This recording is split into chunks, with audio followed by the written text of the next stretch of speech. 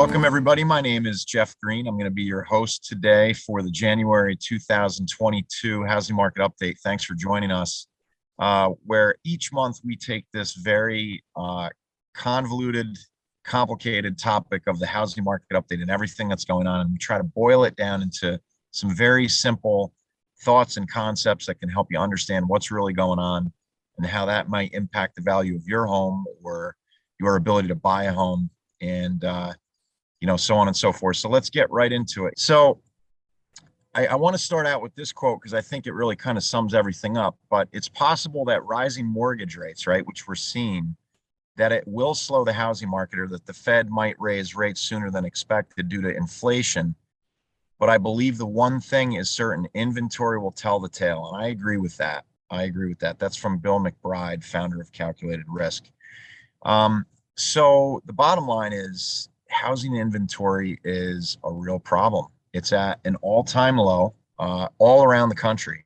And basically you see that inventory is down on average 27% compared to December of 2020. So when you're looking at December of 21 compared to December of 2020, it's down from where it was, and it was already at a very low rate. So this is very problematic because our industry really relies on turnover, and it's just not happening right now. So we're going to get into the nitty gritty of what that means, so on and so forth. But here's just another look. You can see this going back to 2019, basically the start of the pandemic, and how inventory has kind of coasted downwards. But we are just at such a low level right now historically. Just for the record, 6 months of inventory is a relatively normal market, and we're at less than 2 months right now. So it's extremely low. Now, what's interesting is that despite the fact that there is so little inventory, buyers' desire to buy has not waned. We're still seeing more showings. This is a look back at the last 5 Novembers, and you can see in 21 there was more showing activity than in any of the past 5 years by far. So that's an interesting fact, is that buyers are still persisting through this low inventory crunch. So, showings traditionally, this is from Michael Lane of Showing Time. It's the system that we just looked at the stats for. Showings traditionally lag during the holiday season, but the data we're seeing tells us that buyer demand remains strong. The fact that every region showed a year-over-year increase indicates that buyers are undeterred, speaks to their desire to keep searching for their next home, right? And that's shown in the data that we just saw from Showing Time. So really the bigger point to make is that equity has been on the rise, and those who own homes have done very well for themselves and will continue to do so, especially in an inflationary time that we're in. Just some remarkable numbers. If you look at it, 3.2 trillion in equity for U.S. homeowners with mortgages. That's just the equity side, not the total valuation of all the homes, right? Just the variance between the value of the homes and the debt that they have incurred on those homes. On average, homeowners gained $57,000 in equity over the last 12 months. That's pretty remarkable. These numbers are kind of eye-popping. And then you take a look at kind of the regions and where most of the equity is happening. You can see obviously the darker blue, the higher the number, the lighter the blue, the lower the number, but still big numbers everywhere pretty much. Insufficient data in South Dakota, Missouri, West Virginia, but you take a look at California, which is leading the pack at 119,000. So just really remarkable in terms of equity growth. So not only have equity gains helped homeowners more seamlessly transition out of forbearance and avoid a distress sale, but they've also enabled many to continue building their wealth. So that's a quote from Frank Martell, who's from CoreLogic, which is a very important provider of information in the real estate industry. But really the story about, delinquent mortgages, forbearances, foreclosures, so on and so forth, there is no story. There's nothing there. I want to kind of skip ahead here a little bit. Well, actually, let me go back one more time, just read this quote here for everybody. U.S. households own 36.8 trillion in owner-occupied real estate, 11.5 trillion in debt, and the remaining 25 trillion in equity. So it's in inflated adjusted terms, homeowners had on average 294,000 in equity in Q3 of 2021. That is a historic high. I'd never seen that high of a margin in equity. All right, so moving on from the equity discussion, mortgage rates. We're going to check in with Michael Giannetto of CrossCountry Mortgage in a little bit about the details of mortgage rate and where we're headed. But even still, when you take a look at these projections and where everybody's thinking that mortgage rates are going to head, even if we do, hit the top level projection 4.0, it's still historically a very, very low mortgage number. However, everybody pretty much agrees you can see these organizations here that rates are on the way up and that they're going to head up all throughout this year. This is just yet another look at home price appreciation, which is always important to keep a look on, right? I mean, houses are continuing to appreciate in value, but the rate at which they're increasing is decelerating. So we're not in a depreciating area. We are in a decelerating area of history here in our last 3 years. So when you take a look at these charts here, you can just see that basically the acceleration in price has plateaued, but prices have not yet declined. And I don't think that we're really going to see that in the near future, because a lot of it just comes down to the lack of inventory, just old supply and demand. So here are home price forecasts by various organizations that have a real say and watch a lot of data.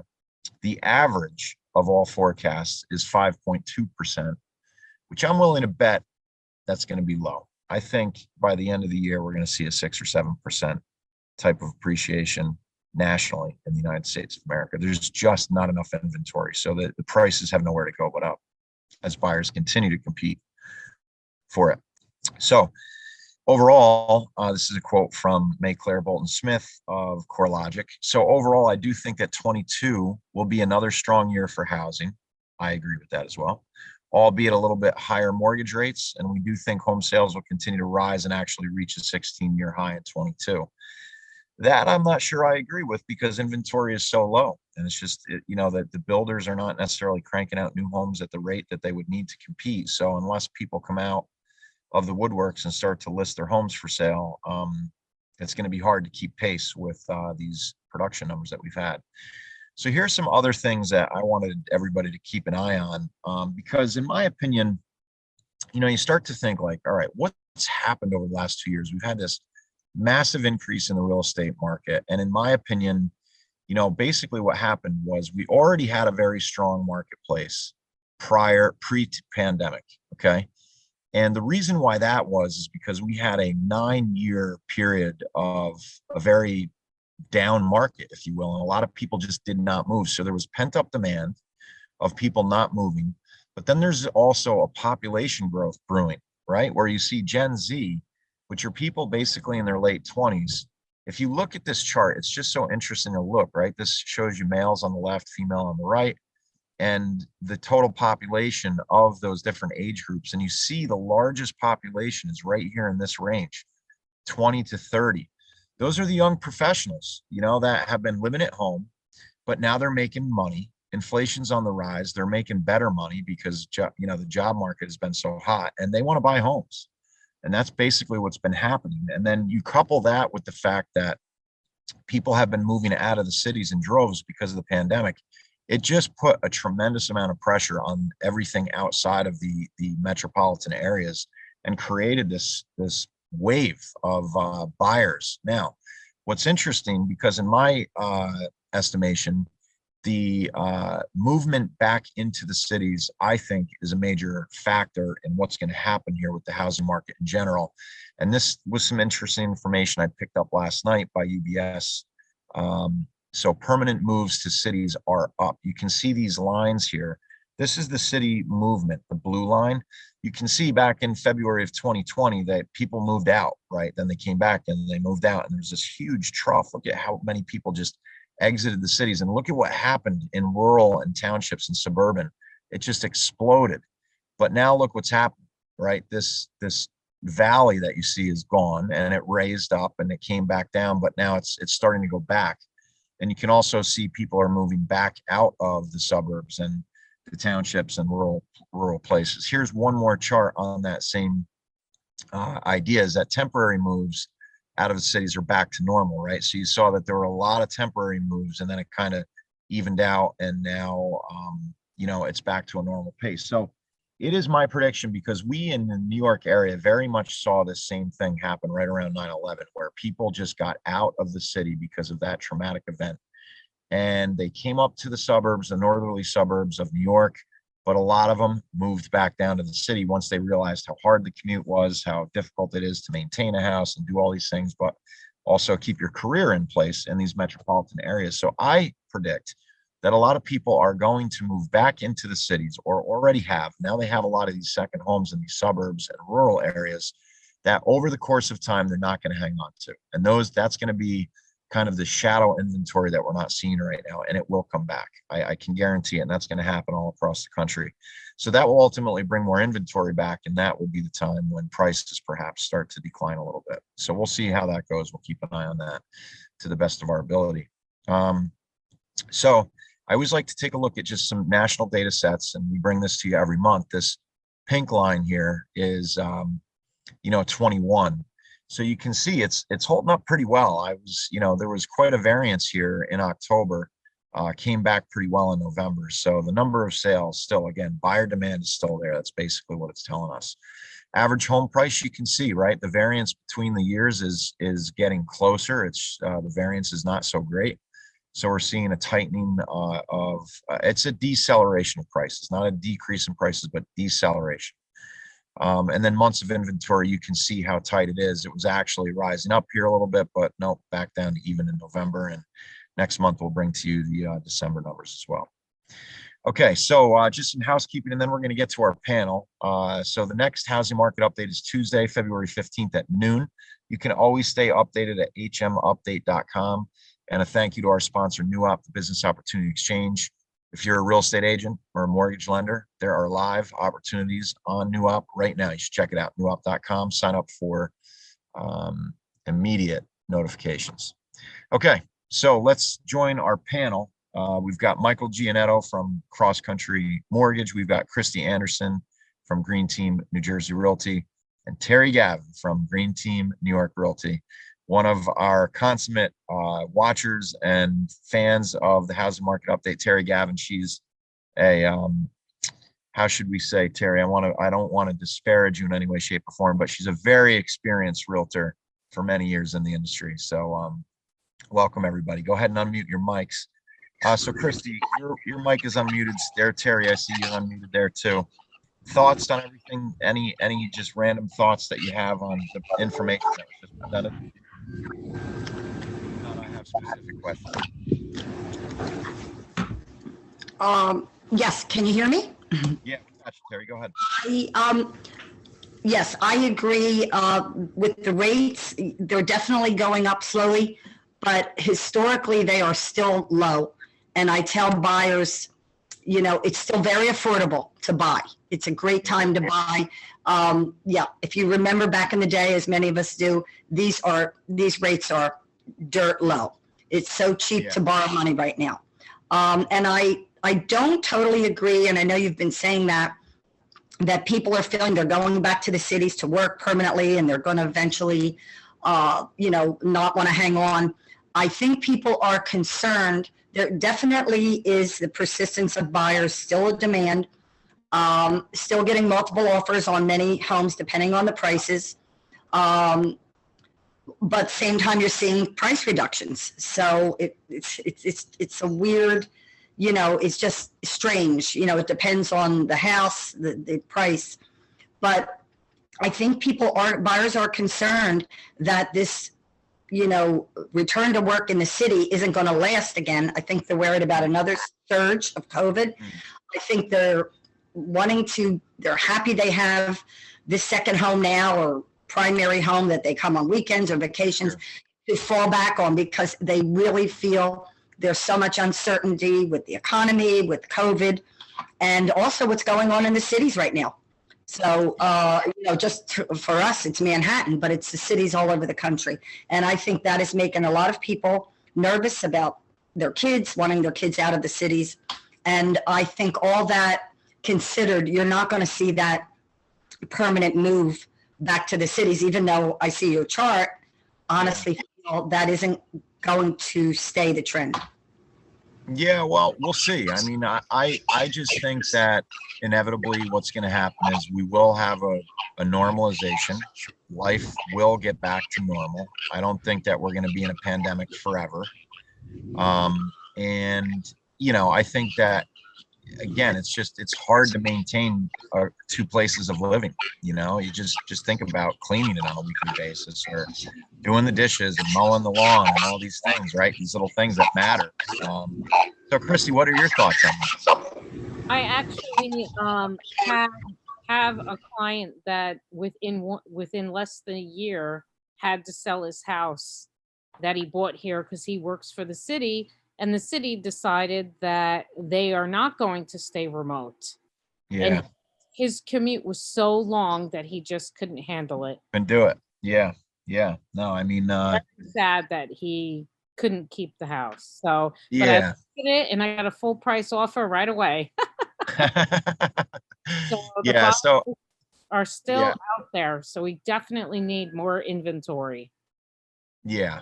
Yeah. There's no doubt. And I mean, if the other, I guess if I were somebody who was thinking about selling my property, I think the worry is, well, where am I going to go to? Do I have a place to go to? Because inventory is tight, as we saw all over the country. No matter where you're going to go, it's tight. But I do think that there was such a spillover into the rural and suburban areas throughout our country from all this density in the urban areas. It couldn't handle all of the volume that was coming out of the urban areas. And I think those who have to work, it's like, all right, I'll be honest. I'm sitting in my car taking this webinar in Brooklyn right now because I have a meeting to attend right after the housing market update. So I'm in my car, and the commute is horrific. It's like it took me 2 hours to get down here from 50 miles north, of the city. And it's like, who would want to do that? And that's just one way, 2 hours. So, and God bless the people who are the warriors that do it day in and day out, but man, it gets old quick, and so I don't know. We'll see. I think our cities are going to have a resurgence. I have a lot of faith in our cities in this country. I think we have some amazing cities. And I do think that there's going to be a comeback because there's so much invested in them. And, so anyway, we'll see as time goes on. All right, let's drill down a little more specifically, Kristi and Terry. And Mike, we'll end up the discussion with you and we'll talk about mortgages. But I'm curious to know, Kristi and Terry, about appraisals. This is something I ask almost every month, and I always do. Are we seeing pushback by the appraisers on the valuations that are coming in by the deals that are being made between buyer and seller? Are the appraisers not coming in with high enough appraisals? Do you see that as an issue? On some properties, it Okay. does happen on some properties. I mean, it's not usually a significant amount. It's not like 20,000 or anything like that. I've had a few where it's been maybe like $5,000 that, what's the difference? Mm-hmm, mm-hmm. Okay, it's a good thing. Terry, do you have any comments on that? For the most part, they are coming in, the appraisals are coming in right on target, maybe a little bit over. I did have one a few months ago that was a lot under. But we got it together, and it just leads you to the point of it is so important to deal with a good lender like Mike Giannetto. Yeah. And there are a few others out there that is so important. And obviously a reputable and an experienced agent that you're working with is going to refer you to someone that knows the area, knows their stuff. And because it's not like these buyers don't think the houses are worth, they don't feel they're overpaying. They know the market, they know what's happening. They appreciate where they're at. And the buyer's agents. So everyone is on board. It's just that you get an appraiser that for some reason is, doesn't know what's going on in the area, and you could have an issue. But for the most part, I will say the appraisers have been good. I had that one bad experience, as I'm sure any agent can tell you they've had, but otherwise, I think we've been pretty fortunate. Yeah. with Well, I that. mean, look, at the end of the day, if the banks just want to put a lid on the market, they can do it. You know, I kind of saw that back in 2006, 2007, when we had the housing collapse, basically. The banks, you know, they saw what was going on, subprime lending and you know, mortgage-backed securities, and they just, you know, were just not willing to lend, you know, over certain amounts, and there was a real appraisal problem, you know. So it's always, I think to look at that angle of things, because to me, it's an indicator of what may be coming, because the banks are obviously very interested to know what's happening with any market that they're heavily invested in. So it seems like they're still pushing things along, and they believe that the housing market will continue to have its own success. All right. What about bidding wars? Are we seeing less and less of them? Kristi, the last time we talked here on the housing market update, you were saying that there's still bidding wars, but less of them. Instead of 15 offers, maybe I have 5 now. Do you still see that trend continuing, or? Yes, we are still getting bidding wars. The last property I listed got three bidding wars that went $20,000 above asking. Okay. And so I guess my question is, you're not seeing a slowdown in the bidding wars. You're not seeing less offers on a particular listing than you were 6 months ago or a year ago. Is it a little less intense or no? I'd say it depends on the property. Like I just listed a small house for $225, and I got an offer right away on it. I didn't get multiple offers, but I did get a really, really good offer right away. Yeah. Okay. All right, Terry, do you have anything to add to that part of the discussion? Andy, go ahead and unmute Terry if you could. Yes, I said that earlier, that you are still seeing the multiple offers, and there are, the sellers still expect multiple offers. That's the thing. The sellers that are listing still expect that to be happening. You have to do a lot of explaining to let them understand, you know, the trend, that the market is changing a bit. But depending on the house, you're seeing that. You're not seeing the buyers waiving the appraisal, which I've heard that expression, and I think the lenders would agree. They're not waiving the appraisals. The bank doesn't waive the appraisals. It's the buyers that will say they'll come to the table with the difference if it didn't appraise. And you're not seeing that so much now.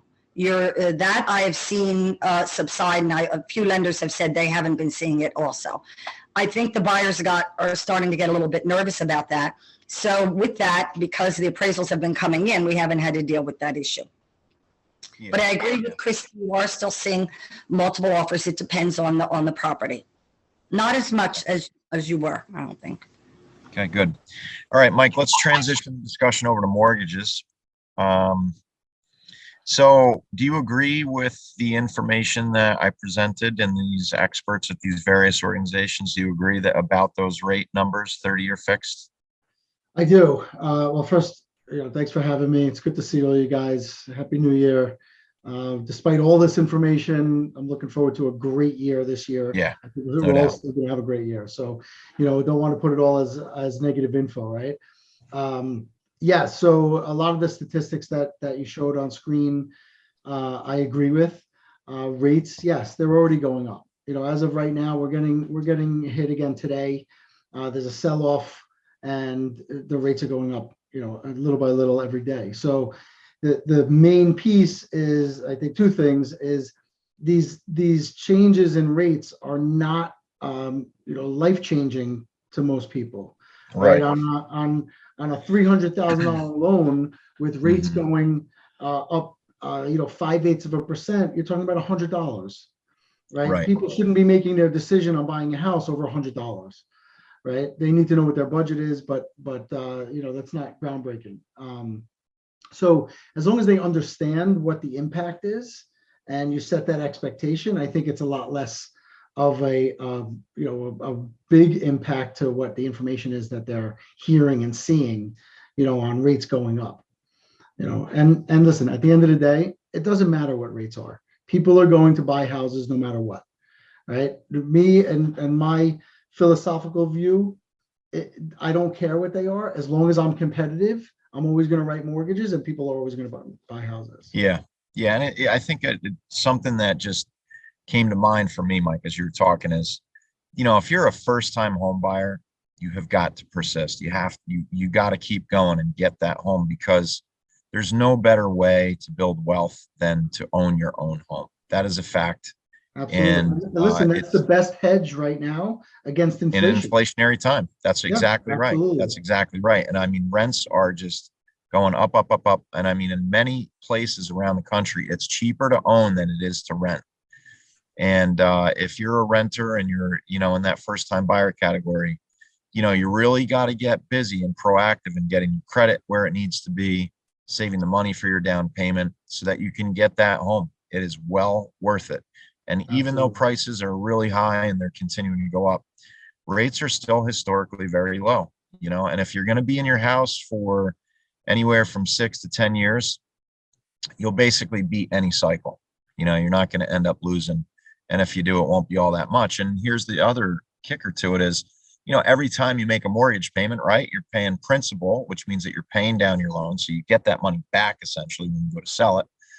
And you're paying some interest, but you also get tax deductions on your interest, so it's a win-win. When you pay rent, poof, that money's gone. The landlord takes it and there's nothing left for you. Well, listen, the first time home buyers is one category, but let's talk about what the opportunity is for investors. Buying multifamily properties right now is a great hedge against inflation too. Sure, 100%. Because the rents are going to be high and can go higher based on the market conditions. Yeah, no doubt. Okay. Mike, do you have any final thoughts that you want to put out there? Again, listen, it's a great time no matter what. The rates are historically low. This should not deter anybody from purchasing a house at this point in time. As long as we can get a little bit of inventory, then, we'll continue to have a great market, No doubt. And hopefully we get all right.